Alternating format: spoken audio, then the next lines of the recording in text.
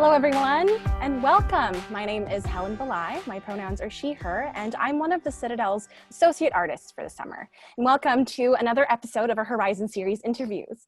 Before we get started, I would like to acknowledge that we are on Treaty Number 6 territory, a traditional meeting ground and home of the First Nations, including our two treaty signatories, Cree, Saulteaux, Nakota Sioux, Stoney, and Cree Iroquois, as well as other Indigenous peoples, such as the Blackfoot and Métis, who occupied this land. We extend our appreciation for the opportunity to live, create, and perform on this territory. Well, today we have Peppered with us, an incredible arts organization in the city. Would you guys like to introduce yourselves to everyone? Yeah. My name's Tasana. My pronouns are they, them. My name is Belly. My pronouns are he, him. My name's Sade, and my pronouns are she, they. Lovely. So how did you all find each other? I found them. It's I true. found them. So I have been living in Edmonton since I was 18. Previous to that, I lived mostly in small town Alberta. I started at U of A. No, I started at MacEwan. Sorry. Yeah. I'm so smart. Let me just lie. I went to U of A. I started a program at MacEwan, the Arts and Cultural Management program, and I met Dali through his girlfriend who was in my program. And we kind of just like studied together. He like studied in a very comfortable room with couches. I didn't like him that much at the time, but and then we kind of came up with Peppered like in the middle of like bleak winter February vibes, and we're like, we need somewhere we can see other Black people. and I've also known Sade through community for a long time. Like Sade has just like kind of been there. One time I was at a party and I was like, should I stay? I have to work in the morning, but should I stay? Yeah. Like, go home, have a good night's rest. I really do. And that's when I was like so enchanted. I was like, and I went A real one. Consider about it. And then we went to Mexico together with some mutual friends in October. And it had already happened, but we like really connected. We talked about like a lot of what like makes like what I think is the syllabus of Peppered, and then we brought her on board like in February. I think it was about February, yeah. Yeah, because we were working on the Black Arts Matter after party. Yeah. And yeah, so I met both of them, but now we all work together, and yeah. Beautiful. Explain the entire Our entire history of things. Which, I think like we could. concise that was, considering it was our entire history. It's perfect. We'll have a good bite. Yeah. And that way I don't have to know what their perceptions of me were.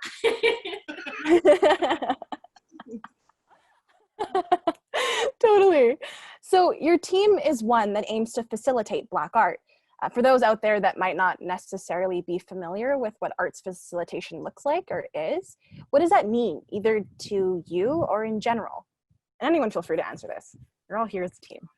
I think like it comes down to like how we approach it, because how we approach it is very much different from like a typical kind of like approach to like art facilitation from my standpoint of understanding it. So it came down to the like actual formation of Peppered when we first started talking about it.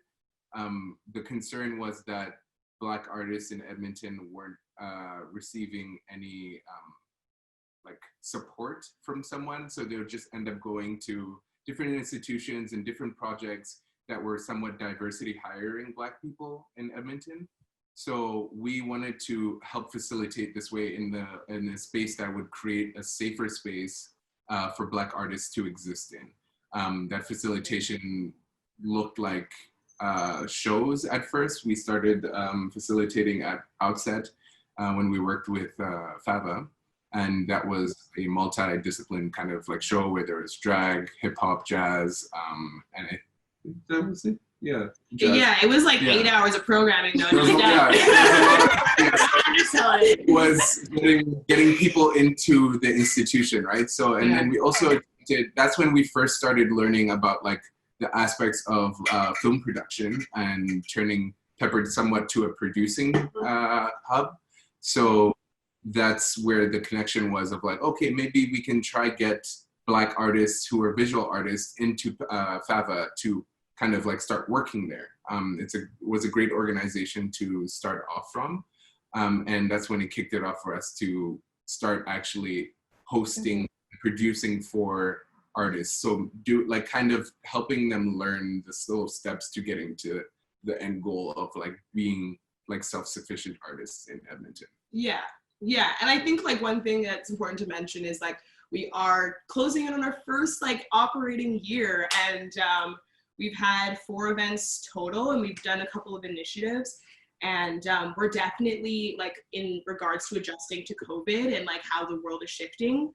We believe a big part of making Edmonton a Blacker city is storytelling and letting people know that we're on this land, and it seems like a natural step that comes through more media production. And in addition to that, we're also like starting to think of like what our brand is, and that's been kind of like a slow but intuitive process. And we're thinking a lot about how we can like intersect activism and artistic movement. So like we want like yes, we want to like share space and like have DJ sets and joy and party and do that whole thing, but we also want there to be like a thought piece and a reason and a movement that we're gathering around, or something that we're trying to inform people around. Like instead of going to a stand-up set, you go to a panel, and then the night like shifts into like a DJ set. I keep talking about DJ set, but like I feel like we're also trying to make activism more accessible. And again, we are like having to rethink timelines continuously with just how 2020 has gone. We're all here, we all saw it. Mm-hmm. But that's what our mission is, making Edmonton a Blacker city, and we're figuring out how to do that every day. And facilitation is an art form for myself that is constantly evolving. I can't speak for these guys, but it's just like what is facilitation? What isn't facilitation? Mm-hmm. Yeah. Do you have anything to add to that? No, I think you guys covered it. Yeah. And I think that leads nicely into the next question. Yeah. Well, it sounds to me you guys you basically noticed a lack and you are addressing that, and that's incredible. Yeah. There's a lot of collaboration that we're trying to do too, because like I think capitalism has us looking at people that serve a similar niche and like being like, we need to, like, as competitors. Yeah, as competitors, but it's like we're going into what feels like kind of apocalypse. I don't know, I don't want to name anything too soon. Sharing resources, taking stock of our strengths, and calling in people that can fill in those weaker points, or like we collaborate with ICYT because those boys know how to throw a party. It pushes it further. It's like the aspect of facilitation, especially with like media and storytelling, is that facilitation is like getting an activism too, is like getting like young Black people to be able to express themselves and be able to like talk about who they are. So I think like even like some ideas that we've like kind of run through of just like, we would like essentially like to put cameras in kids' hands at one point, Black kids' hands, so that we can teach them and help them facilitate how to tell their story the best way that they're possible to do it without having to do it through a white lens. Yeah, and a lot of Black stories are like beautifully told, but they are centered around the States, moving more so into like the London diaspora as well. And I think that there's such a like richness to being in this yeehaw capital, you know? I think it's like really wild that I like want to stay here.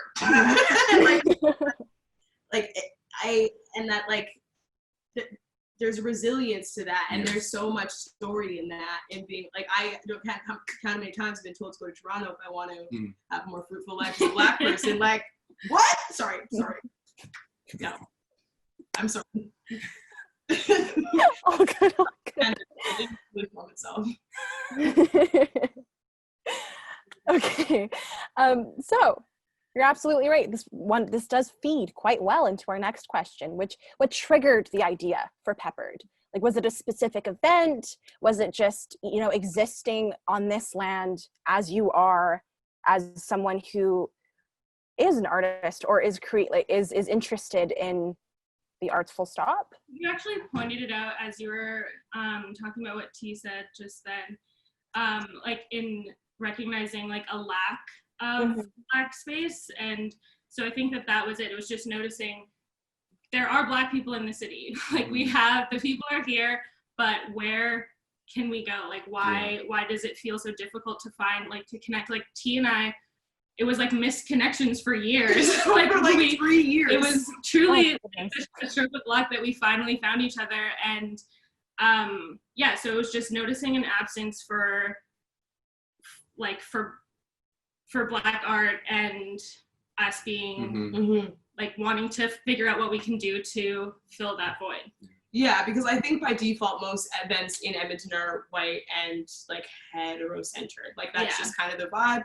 It's not the intention, it's not the like drawn out theme, but that's just kind of the water that we swim in. So like just trying to sustainably facilitate more Black-centered events and like being like we're here and having a place where Black, like trying to create a future where Black people can go out like any night of the week and go find other Black people.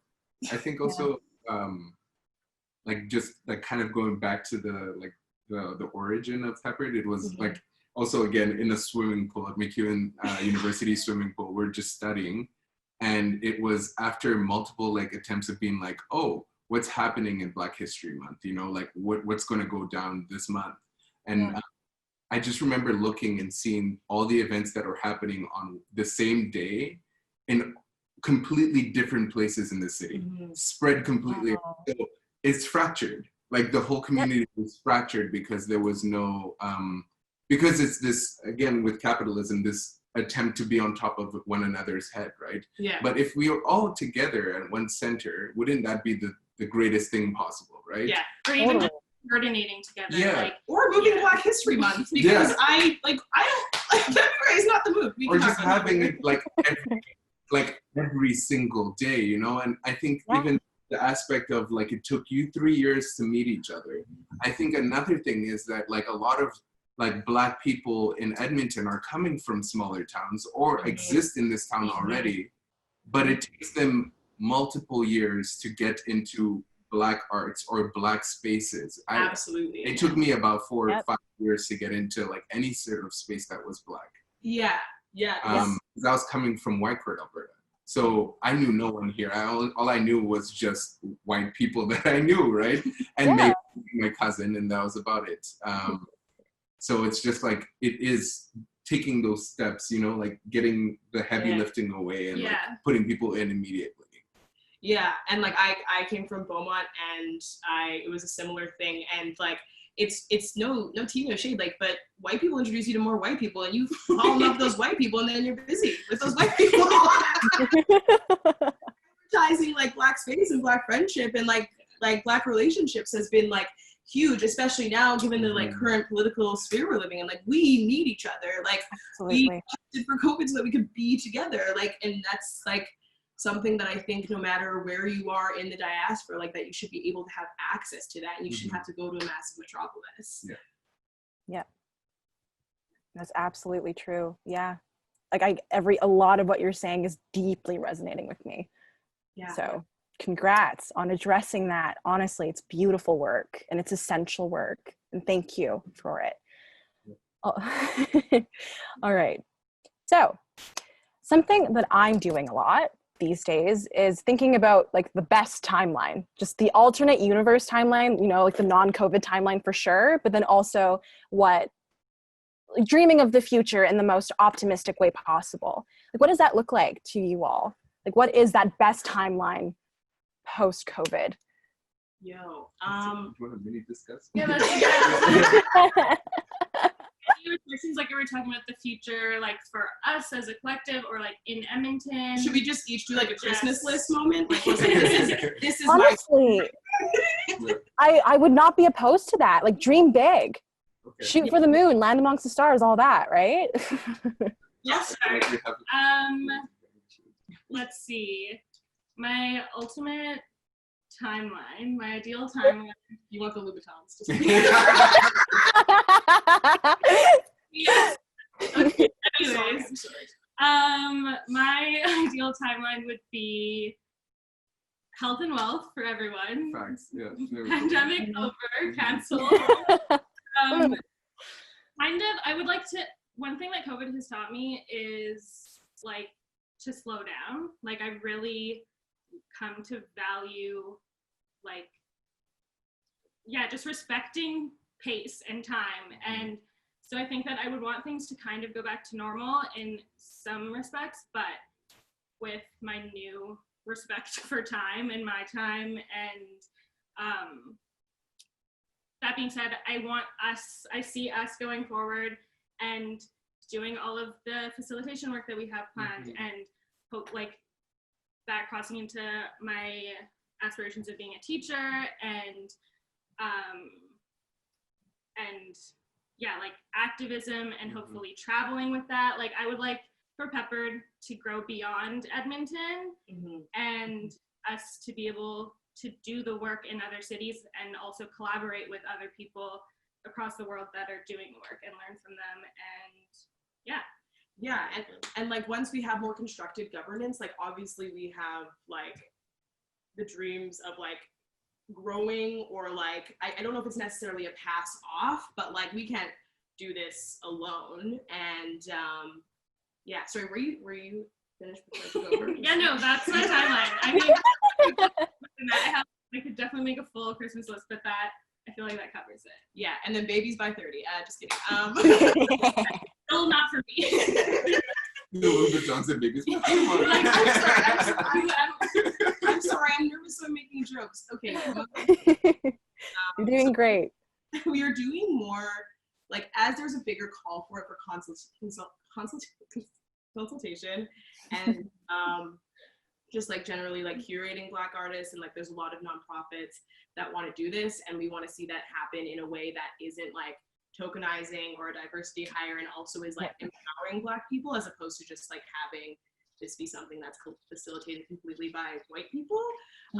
So we are in the process of like developing workshops around anti-racism and anti-oppression in like nonprofits and workspaces, and we're like still trying to figure out what that looks like, and that's kind of going to be feeding like funding the other like more artistic work that we want to do. So in like dream world, like getting that off the ground and like having that moving, and also like continually working for myself. Previous to this, I had a straight job that like was great, and I'm just kind of trying to work so that I can like work for myself, and I can be like creating something that is not only paying our bills, but hopefully paying more Black folks' bills as we like are able to sustainably grow. And yeah, and just like travel and just like formation, because again, we're in our first operation year, and that like requires us to take stocks as our strengths individually and as an organization and as a collective, and see like what we have to bring in. And it's a lot of just like intuitively letting things form. So not to be so vague, but like it's just like hope that we have the resources and the funds and the health and wealth to move forward and continue to do work that feeds us. And yeah, and just to tack on what Sade said, like, yes, I do not want to work 40 hours a week. Like I want to be able to have, or like not work in a typical way. Like I know, like not having to sit behind. You don't want to sit behind the desk for 4 yeah. hours a week.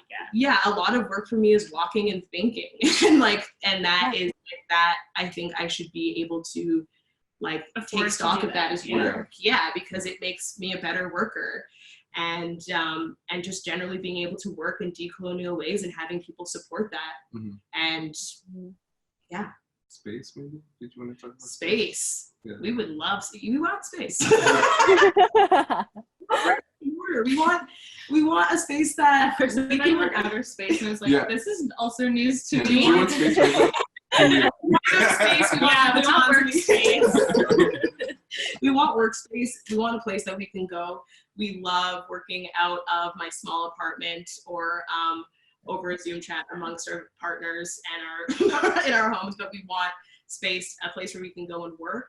and then also have that a space that can be utilized for other operations. Again, we said we want to get cameras into hands. We would love to have studio space that people can work out of, and just having a place where we can go and do this work and have that work be paid for and recognized I feel like and sustainable. The question, if it was supposed to be like alternate or ideal timeline, I just now want to clarify, this is the real timeline. Everything we said.